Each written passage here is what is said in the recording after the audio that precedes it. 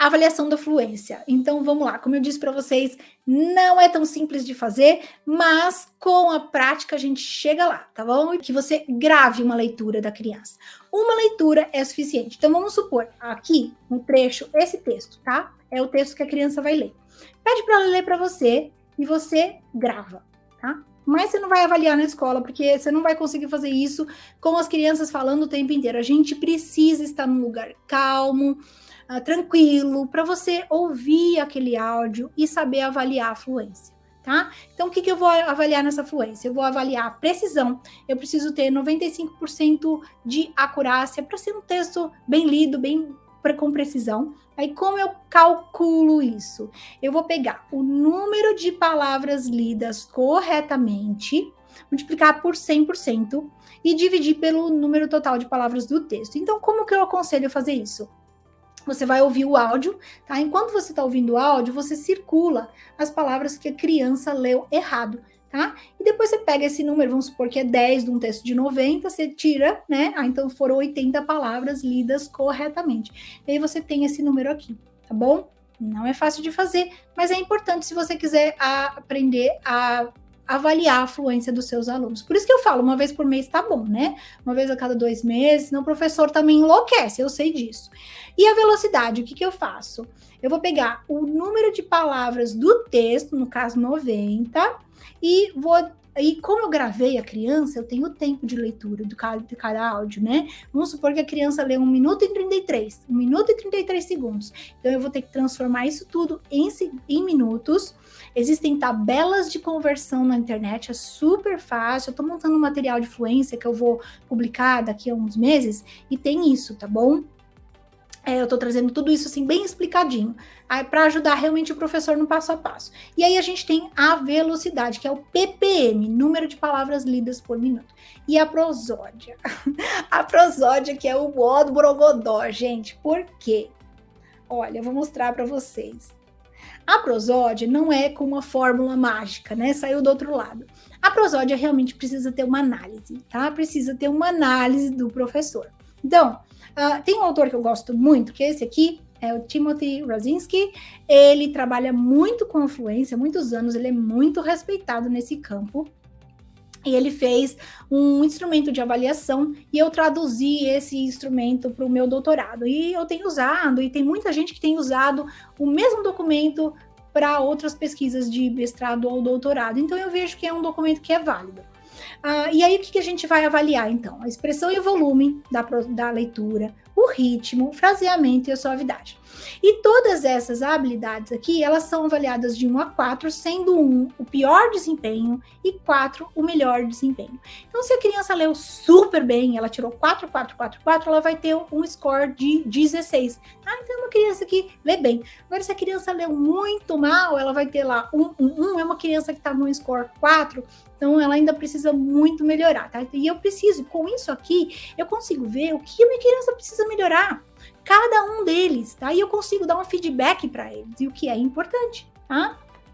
Então, é fácil de fazer? Não.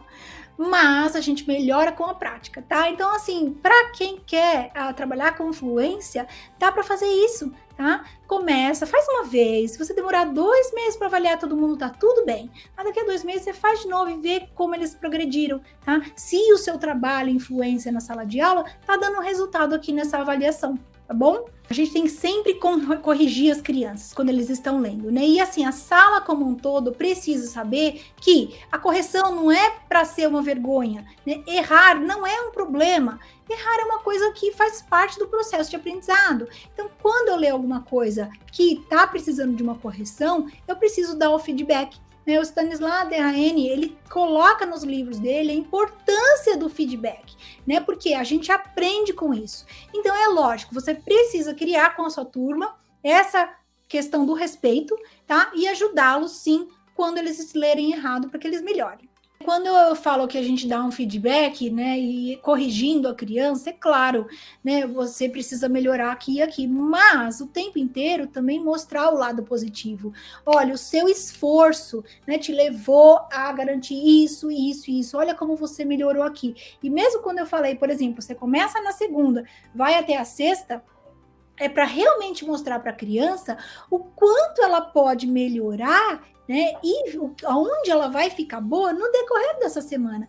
E quando chegar lá na sexta-feira, olha aqui, olha o que você aprendeu, olha o que você já sabe, olha como a sua prática, né? E a sua perseverança, como falaram, vai te fazer melhorar. Então, sim, a gente precisa sim destacar os aspectos positivos também.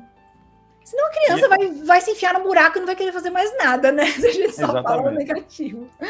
É o trabalho diário, tá? Mostrando para eles com o ritmo, com a entonação, com a expressão. E é você, como modelo de leitor, que vai mostrar isso para eles. E tem que perseverar mesmo, tem que ser ali dia a dia, mostrando para eles como se faz. Tá? Não é fácil, gente. A gente acha que é, mas não é.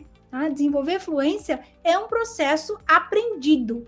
E isso vai demandar tempo. Então aqui eu tenho falado bastante para vocês, né? Cria uma rotina com as crianças. Eles precisam saber que a fluência é importante. Eles precisam saber que isso faz parte do processo de aprender.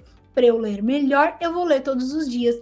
15 minutos por dia, a gente separou, é a hora da fluência. Aí você vê o que você vai fazer. Um dia você faz compreensão, um dia você faz prosódia, outro dia você faz a ficha 1, outro dia você faz outro tipo de ficha, mas é importante ter isso regularmente, tá? Não é difícil, gente, 10, 15 minutos por dia, insiram na rotina, é importante. Lembra o que eu falei?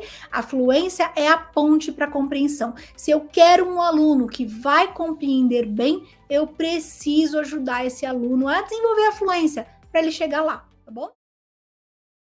Esse livro aqui, A Professora, esse aqui é um livro que a gente começou a escrever no ano passado, eu e Matheus, em março do ano passado. Muita gente pedia aqui no canal indicação de livros sobre o processo de consciência fonológica, sobre o processo de alfabetização, e eu não queria fazer um livro didático, nem um livro de formação de professoras, que eu acho que já existem livros bacanas, a gente geralmente indica alguns deles aqui, e surgiu a ideia de fazermos uma história, né, um livro no estilo de romance de suspense, sobre uma professora, né, que vai se deparar com uma coisa muito estranha no primeiro dia de aula. É uma professora que ela assume numa prefeitura, né, no segundo semestre, então ela foi chamada, ela tinha passado no concurso, mas só foi chamada no fim das férias, né, para assumir aí em agosto, e aí ela vai dar o primeiro, quando ela entra na escola, naquele primeiro dia, ela senta na cadeira dela, ela abre a gaveta, aí ela recebe um bilhete, né, um bilhete anônimo, e esse bilhete vai colocar essa professora, que o nome da personagem é a professora Juliana, numa jornada em que ela vai ter que aprender a alfabetizar de uma forma muito rápida, muito interativa e que motive muito as crianças. Então é uma história que fala sobre essa experiência da professora Juliana, logicamente que é uma história de ficção, né? Não é uma história real, mas ela é uma história baseada em evidências científicas reais, né, que é bem interessante aí para as professoras da educação infantil, primeiro e segundo ano, mas quem tem curiosidade, quer trabalhar também mais a questão da leitura de palavras e um pouco da fluência também nas séries posteriores, né, seus alunos do terceiro e do quarto ano ainda estão com dificuldade, e muitas realmente ainda estão, infelizmente, por conta da pandemia, talvez o livro também possa ser interessante para você. Para saber mais sobre o livro e ficar por dentro das notícias, acesse escribo.com/aprofessora.